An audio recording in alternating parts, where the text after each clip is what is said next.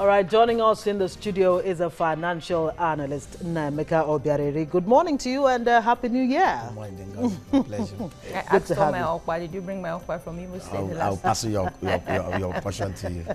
All right, now, the new year is starting with a very interesting one coming from the Finance Minister, Kemi Adeosun. Of course, we're focusing on the CBN's management of Forex in 2016. But how about this one? Announcing plans to eliminate Forex black market because it's damaging the economy.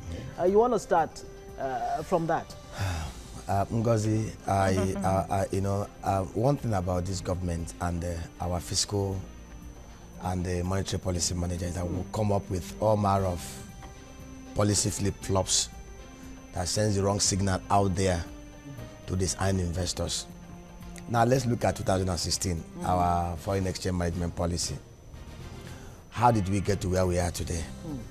Today at the black markets, it's exchanging at 499 naira to $1. Yeah. We have an IFM market where the rates are not moving, but few trades are being made. You remember that when this government came into being in May 9, 2015, and the exchange rate at that time was about 197.5 naira to $1. And of course, all of us were aware that within the second and between the third and the fourth quarter of 2014, crude oil prices actually plummeted to an average of about $45 to $50 per barrel. Output was at about 2.2 million barrels per day. And of course, we saw the impact of that fluctuation, that depreciation in the value of crude oil prices on our foreign exchange reserve. And interestingly, the Central Bank of Nigeria, rather than take the proactive measures of trying to shore up our foreign reserve and protect the value of the naira, decided to hold the naira captive at 197 naira to $1 for over 15 months before it started to lose hold of its grip on June 2016. As at that time, the damage has been done. When Buhari came into power, the foreign reserve was about $29 billion. By the time the federal government of Nigeria, Central Bank of Nigeria, realized their mistake, we've lost over $5 billion of our foreign exchange reserve. And of course, the market observers, the international community will hail the Central Bank of Nigeria for taking the bold step of opening up the market. One of the things that guides any market, whether capital market, foreign exchange market, is the issue of transparency, the issue of openness. Assets will always drive towards transparent markets. True. But after that intervention of June 20th, 2016, we thought that the market should be allowed to find its course. We thought that the Central Bank of Nigeria and the market operators will allow the naira to find its actual risk level in exchange to other foreign currencies. But of course, after the first month and second month, they decided their manipulations. As of today, we have over 11 foreign exchange markets in Nigeria. Different exchange rates. 11? Yes, we have the black market rate. We have the rates. One of the reasons why the single market structure, the intervention you talked about, came on board was to eliminate this variety, if you like, of the exchange rate, really. So in retrospect, the intervention is not a good one. It's a good one if they've allowed it to, work objectively. You see, every investor is rational. We are dealing with rational experts. We are dealing with people who are very, very lettered. We are not dealing with people who are irrational. An investor will only come into a market where he thinks he can actually play transparently. November 21st, 2016, there was this report that was carried by Punch about the intention of the Central Bank, which they later denied, to seek more powers to amend the Foreign Exchange Act so that they can confiscate monies left in domiciliary accounts for more than 30 days without being utilized. There was also the plan, which they denied, for them to control capital accounts, wherein the inflow and outflow of monies in Nigeria will be controlled by the central bank, which is antithesis, which is against the principles of transparency, open market, allowing the market to operate transparently without interventions and manipulations of the regulatory authorities. Now, we've come to this state. Ask yourself this question. In every economy, the value of the local currency compared to the foreign currency is a matter of an interplay between the force of demand and supply. Where the demand far outweighs the supply, the currency of the local market will lose its value. Now the question we ask ourselves, what are we doing to contain the surge in the demand side? And what are we doing to increase supply side so that we will have more dollar inflow compared to the kind of dollar outflow that we are experiencing? When you say what are we doing, who really should be doing? I mean, the It's question an interplay. is, what is the job of the CBN in all of this? And can you really discountenance the impact of global uncertainties and the geopolitical tensions that happened in the year? Because let me come in here. You just stated here that the Minister for Finance announced that they are going to do away with the activities of the black market. What has the Finance Minister got to do with monetary policy management or foreign exchange management, for crying out loud? What has the Finance Minister got to do with the activities in the Forex market, for crying out loud? See, one of the problems we have in Nigeria is the issue of fiscal discordant tones coming from the fiscal and monetary policy managers. Okay, quite a lot to talk about. Nnaemeka, just hold your thought. We want to dish out some information right now. Yes, absolutely. Now, foreign exchange is a common term used in Nigeria. It refers to financial assets gotten from exporting goods and services and import or inflow of goods, services, foreign investments, loans and grants. Foreign exchange deals are usually done in foreign currencies, and it is the most important form of international liquidity. An economy is most likely to suffer if there is inadequate supply of forex, causing undue pressure on the forex reserve of a country. Nnaemeka talked about that earlier. This one problem highlights the importance of managing the foreign exchange market. In Nigeria, this responsibility falls squarely on the shoulders of the Central Bank of Nigeria, working with the Ministry of Finance and other economic policy committees. The Nigerian foreign exchange market has two dealing segments. Now, OTC, that's over-the-counter dealing, and the critical market with many suppliers and market makers. Major participants include the CBN, authorized dealers, corporate and retail end users, bureau de change, the market for retail cash transactions. So let's go down memory lane and look at the evolution of Nigeria's forex market. Forex trading in Nigeria was influenced by a number of factors, such as the changing pattern of international trade, institutional changes in the economy, and structural shifts in production. Before the establishment of the CBN in 1958, foreign exchange was earned by the private sector and held in balances abroad by commercial banks that acted as agents for local exporters. Now, the forex market experienced a boom in the 70s with the increase in crude oil exportation, and the management of forex resources became necessary to ensure that shortages did not arise. In 1986, the second-tier foreign exchange market was introduced, and it allowed the determination of the naira exchange rate and allocation of foreign exchange to be based on market forces. After those, bureau de change were introduced to allow a larger forex market, providing small users of foreign exchange access. The increasing demand for foreign exchange allowed the parallel market to flourish. And more reforms were introduced in the forex market in 1994, some of which were the formal pegging of the naira exchange rate, the centralization of foreign exchange in the CBN, the restriction of bureau de change to buy foreign exchange as agents of the CBN. An interbank foreign exchange market was introduced in October 1999. Management of the foreign exchange market has consistently been done through policies. These policies have helped in one way or the other to preserve the value of the domestic currency, maintain a favorable external reserve position, and ensure external balance without compromising the need for internal balance. Now, Nigeria's currency has been under pressure since late 2014 when oil prices began to slide. Before now, the CBN had pegged the naira at specific digits against other currencies of the world, such as the 197 naira to the US dollar. But the country's economic woes forced the Apex Bank to abandon its currency peg and introduce a floating exchange rate, and that actually happened in June 2016. Now, currency exchange rate is now determined by market forces. But really, to what extent presently is the Forex market in Nigeria determined by market forces. There are people who are saying the CBN still, through the back door, is still controlling things. They never said they were going to leave out the intervention. They said periodically they were going to come in and intervene and regulate when the need arises, really. Yes, Ngozi, like you rightly mentioned, of course, Central Bank of Nigeria rightly will try to protect the foreign exchange market from being undercut by speculators and the sharks in the market. We just have to interrupt you and go on a short break right now and return with more. Stay with us, please.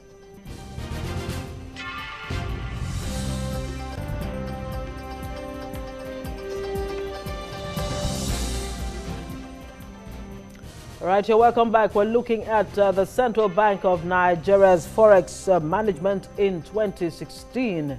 What were the pitfalls and what lessons were learned so that they can be corrected, of course, in 2017.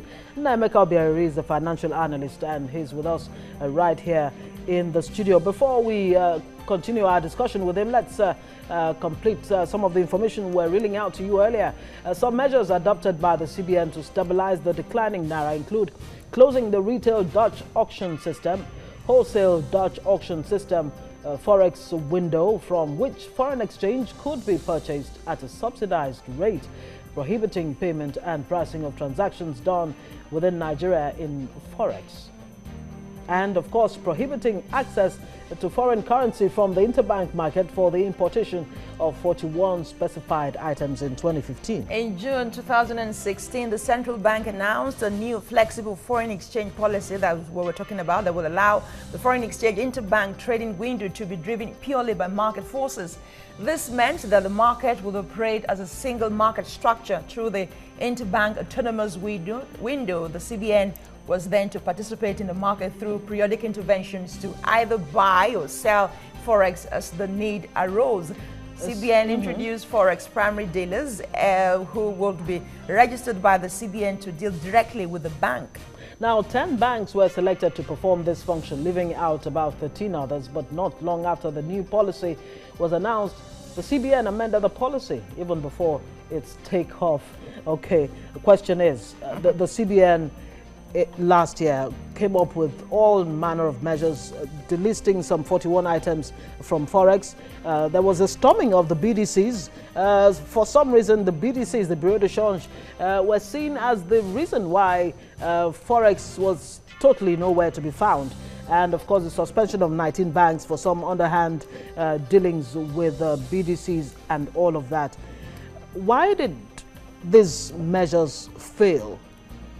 Okay, Ngozi, before we went on a break, you just read out some of the policies that the central bank put in place to protect the naira. Not subsidizing the naira against the foreign currencies.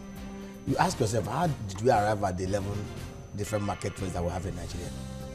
Currently, we have different rates for oil markets, oil traders at 305 naira to $1. We have different rates for manufacturers. We have different rates for different sectors. We have different rates for even pilgrims, those that are going on pilgrimage.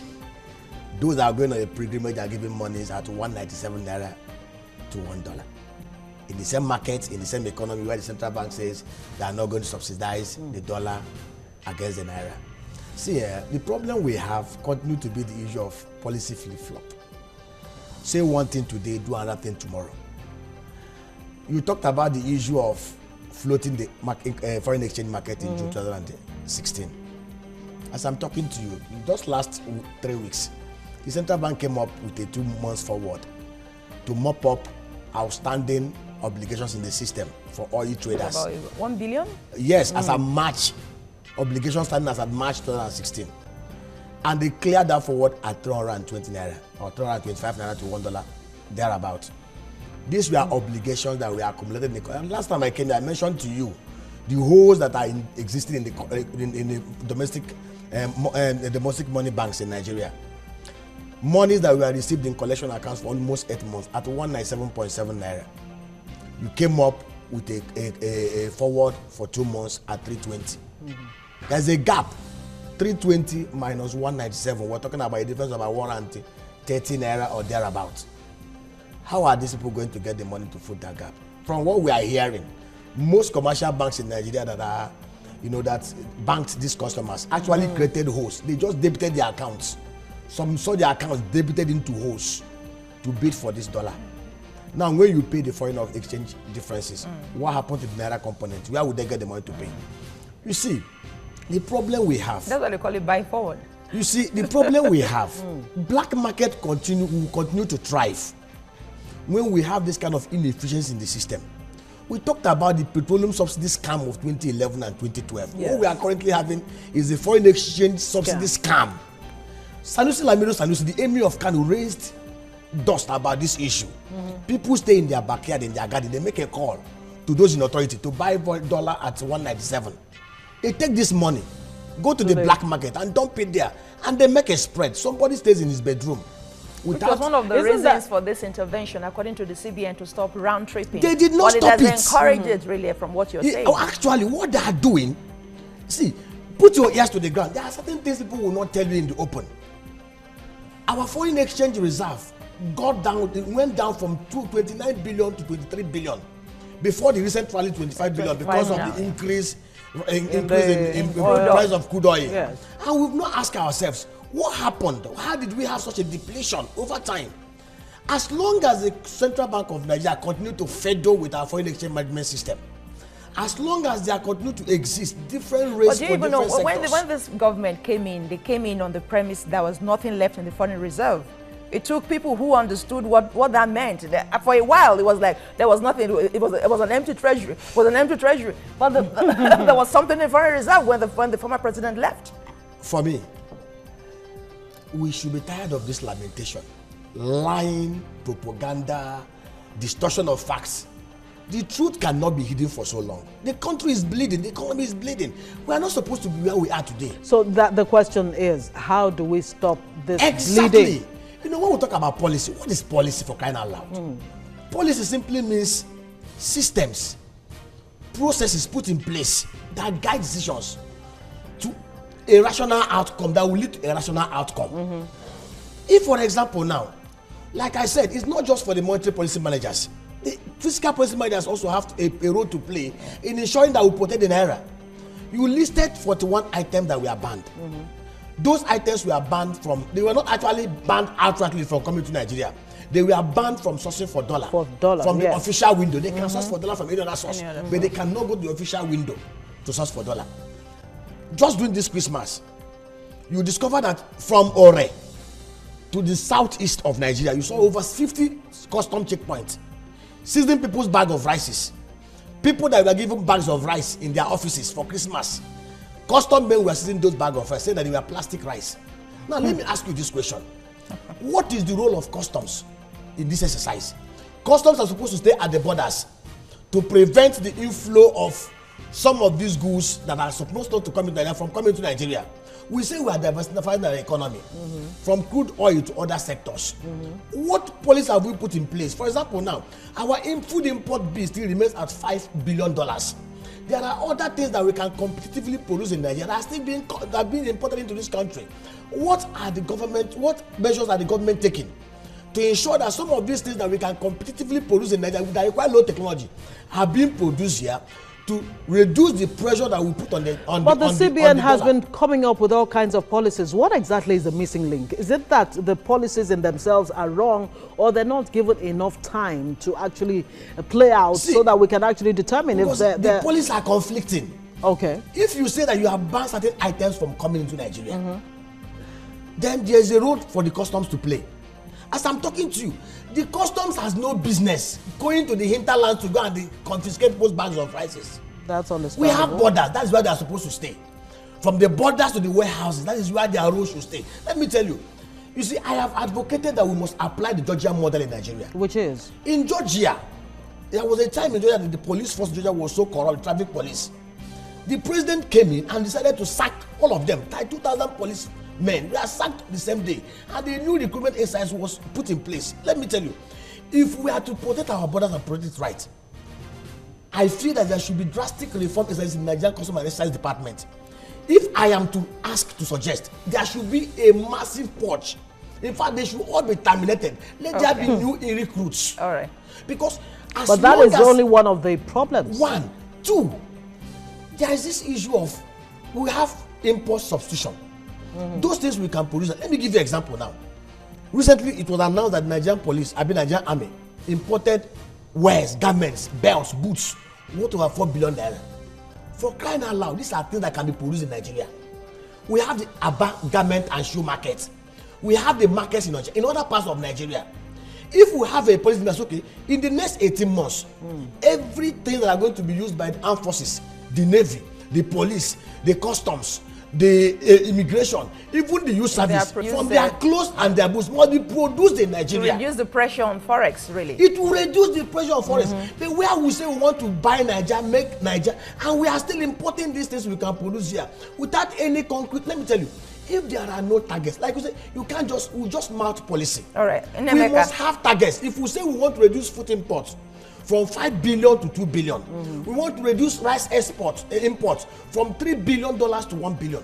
There must be concise output targets. Okay. It is this target that will drive both fiscal and monetary policies that will allow us to achieve that expected outcome. Nnaemeka, let me quickly chip in this question because of time. We do not have targets, we do not have processes, we don't have procedures. All right. We are just throwing things in the mud. Okay.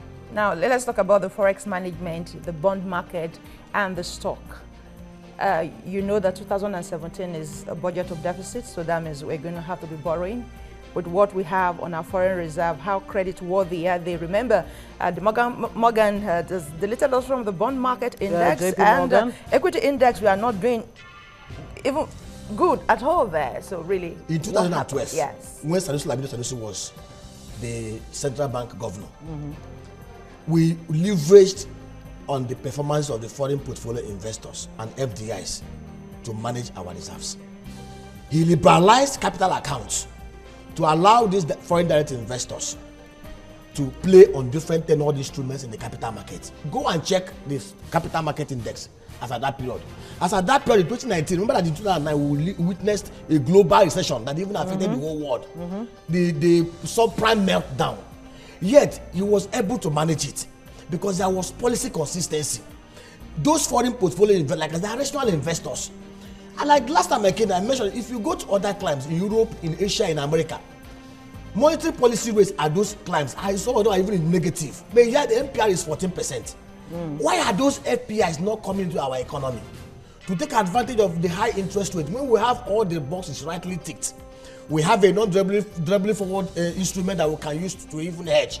But they are not coming because of this kind of policy inconsistency, because of this flip-flop. Our stock exchange market, for the first time in the 3 consecutive years, closed at the lower level.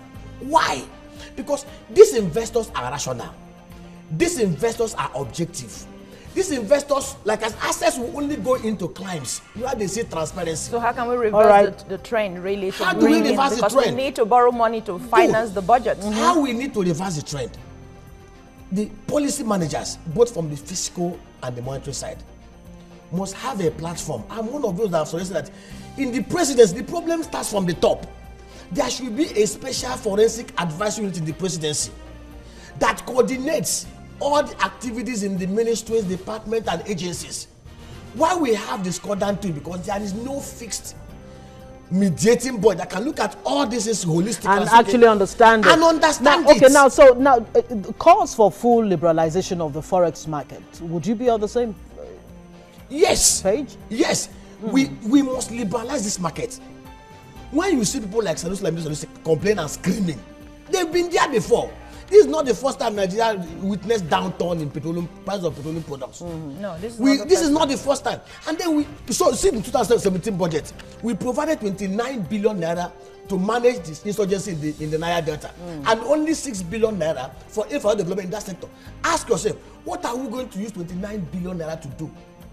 Are we going to bribe certain elements, the leadership, the NDA boys, to let them quail down for some time? So is it a case of the tail wagging the dog? Exactly. All right, we'll have to leave it there. We must put in place structural constitutional reform that can allow us to grow sustainably. All these elixir, ad hoc measures, bribery and corruption will not help us. And we must be very consistent at every point in time. Every investor will go to a climb where he's sure of transparency, where he's sure of investing his money and bringing his money out. In Nigeria, nobody is sure of what will be the next. All right, thing consistency is the watchword, and of course transparency. That's what we have to live it this morning on the show. Nnaemeka Obiareri, financial analyst. It's been so nice talking with you. It's always passionate. We can bring a CBN official, really. So maybe we'll have a better so they can tell us exactly what, how much thinking. So this is a call to them. This is a call to the how CBN. Much thinking goes into inconsistency this policies. fraud. All right, absolutely. It breeds fraud. We'll have to say thank you so much for joining us on TVC Breakfast.